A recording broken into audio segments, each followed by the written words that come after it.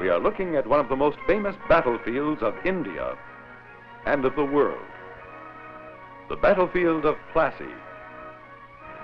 This monument stands as a reminder of the great battle fought here in 1757 by British troops against Indian forces allied with the French.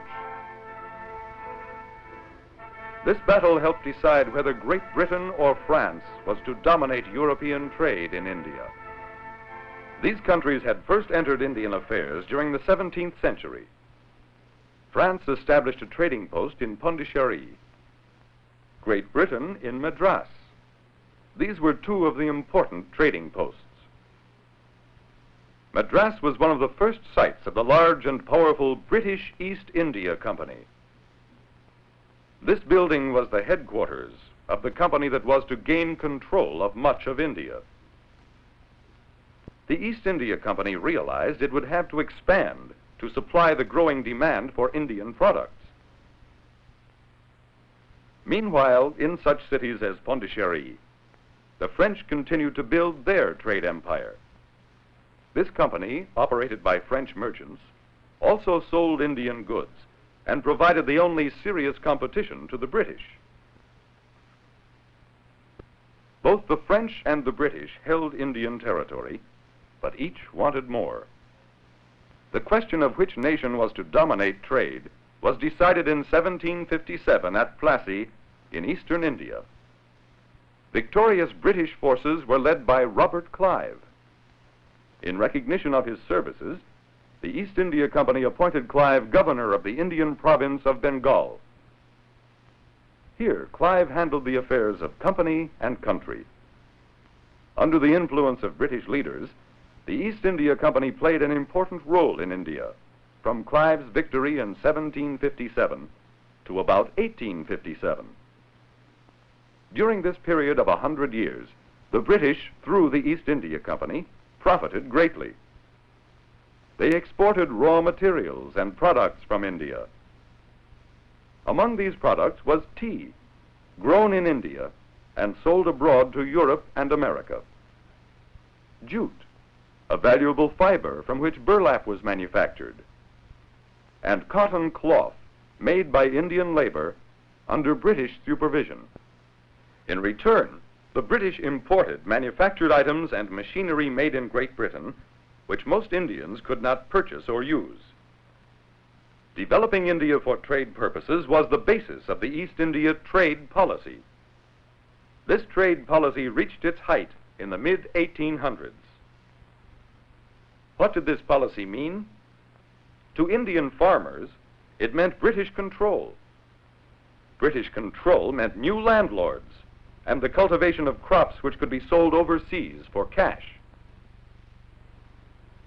To Indian villagers, British policy meant that instead of bartering, as had been the custom for thousands of years, most trade was to be carried on with money.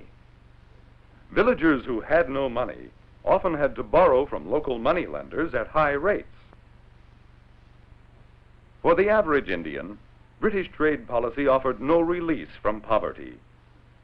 During its period of 100 years, from 1757 to 1857, there was increasing unrest among the people and talk of independence. In some parts of India, there was more than talk. Government buildings were destroyed as the violences of the Indian Mutiny of 1857 erupted. News of this rebellion against the East India Company reached England. Parliament acted to break the power of the company. Control of Indian affairs was placed in the hands of the British government. In the decades following the Mutiny of 1857, British reforms were begun. Hospitals and clinics were established in the great cities of India. Factories were built, a few of them under Indian ownership and management. But for the people of India, these changes were not enough. There was still a great desire among them, a strong desire to be free and independent.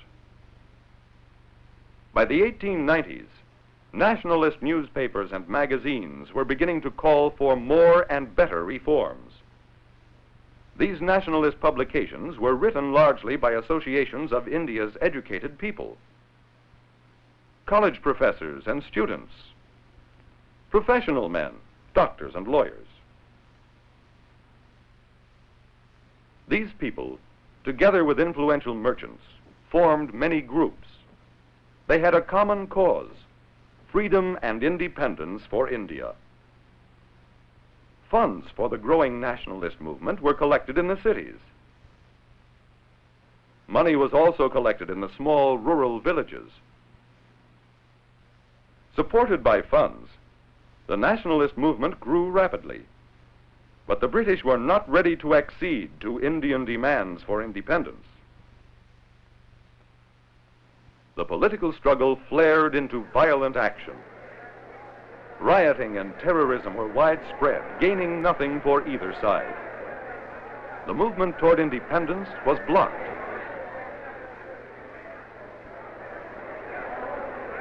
The Indian people needed a leader.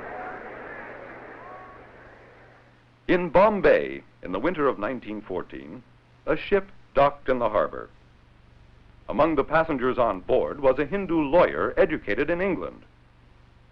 He was returning to his native India to join the growing nationalist movement. His name? Mohandas Gandhi. He preached a doctrine of passive resistance. Gandhi taught non-violence and non-cooperation with the British. His leadership during the 1920s and 30s brought India closer to independence. Gandhi's dreams neared fulfillment in 1947, when the British Parliament passed the Indian Independence Act. But the people of India themselves had many problems to overcome.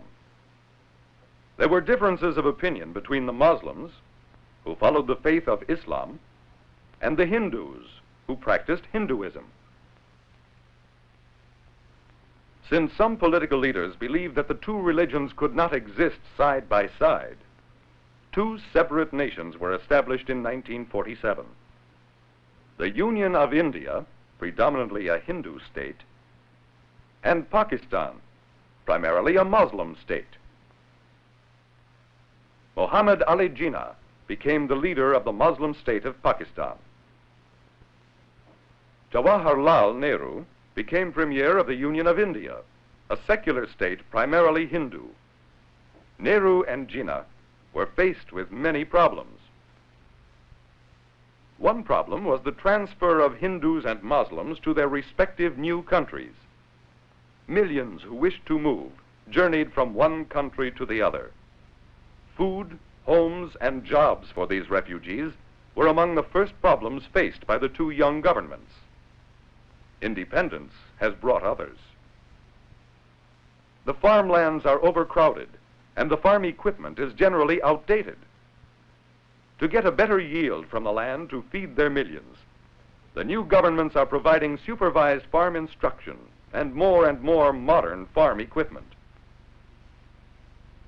For those who cannot find a place on the land, jobs must be found in expanding industry.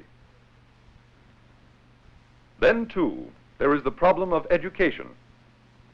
New elementary schools are being established by both India and Pakistan. Existing universities and colleges for young men and women are being enlarged. Free open-air night classes for adults are being established. Yes, there are many problems.